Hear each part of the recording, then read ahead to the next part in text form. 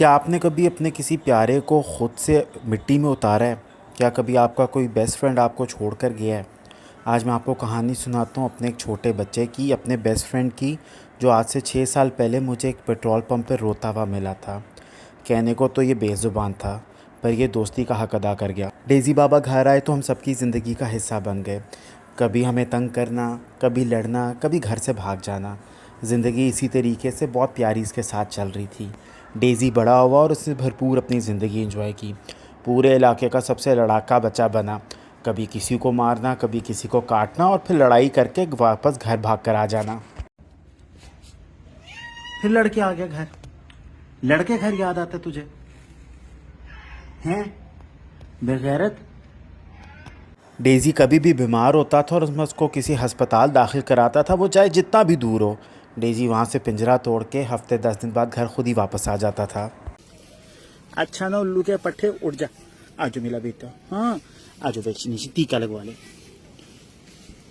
ये जितना मर्जी आवारा था, जितना मर्जी लड़ाका था, लेकिन उसको पता था कि इसका घर है। हर दिन घर आता था, रात को ऊंची ऊंची लड़ता था और बोलता था, अहमद भाई मैं आ गया हूँ, मुझसे आके मिल लो। उसके बाद मैं फिर वापस बाकी बिल्लों से लड़ने जाऊँ। डेज़ी 3 दफ़ा हस्पताल से भागा और वापस घर खुद ब खुद पहुँच गया। लेकिन इस दफ़ा जब डेज़ी हस्पताल गया तो किस्मत में उसके लिए कुछ और ही लिखा हुआ था। आजा वेला बच्चा, आखिरी ट्राई, आजा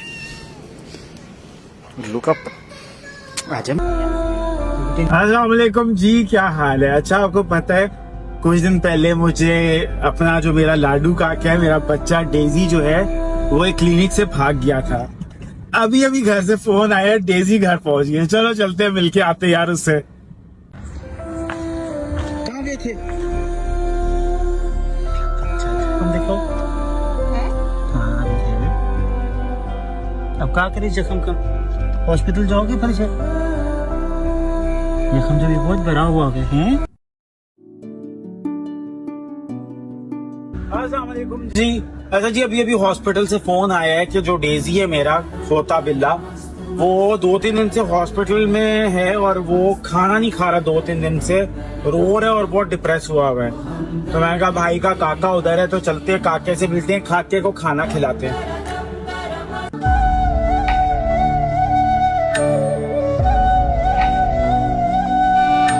क्या हुआ है, नाराज क्यों हो?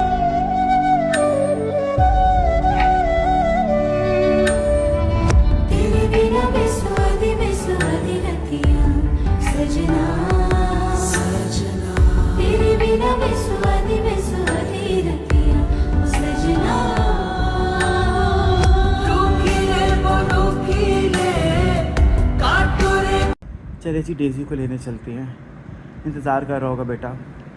मोहब्बत और दोस्ती के लिए एक दूसरे की ज़बान समझना बहुत ज़रूरी है, पर डेज़ी सबको गलत साबित करके चला गया। 6 साल पहले एक मुझे छोटा सा किटन एक पेट्रोल पंप पर रोता हुआ मिला था और आज वो भाई को रुला कर चला गया। डेज़ी पिछले 2 महीनों से किडनी और ब्लड पैरासाइट से लड़ रहा था, लेकिन आज रात डेज़ी क्रिटिकल हो गया। अभी ही मत हालनी भाई थे, अभी नहीं हालेंगे मत। डेज़ी का ब्लड टूटने का अमल बहुत ज़्यादा तेज़ हो चुका था। हम बहुत टाइम से इसको कंट्रोल करने की कोशिश कर रहे थे। डॉक्टर साहब ने कहा कि बिलाल भाई से बड़े हॉस्पिटल ले चलें, और मैंने गाड़ी निकाली और मैं निकल पड़ा।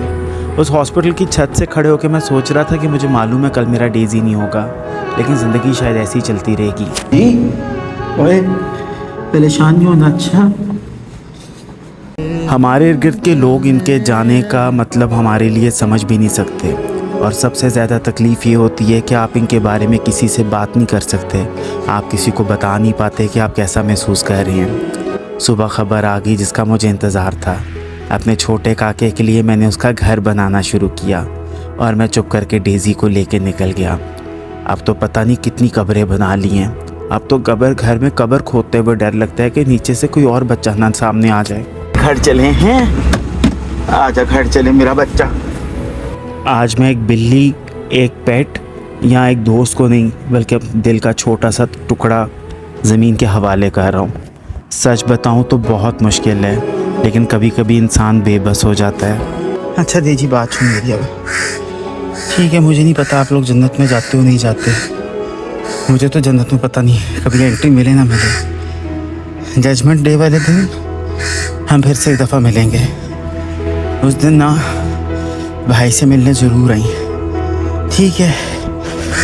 भाई भी इंतज़ार करेगा, भाई का तेजी भी इंतज़ार करेगा, ठीक है? ये देख अपने घर में, आपके घर में ही आपको मैं सो जाओ, ठीक है? अब आप सो जाओ, सो जाओ। कि दीजिए थैंक यू यार लाइफ में आने के लिए, इतना कुछ भाई के लिए करने के लिए। है मेरा बेटा, परेशान नहीं, थोड़ा सा टाइम है, फिर मिलेंगे इंशाल्लाह इंशाल्लाह।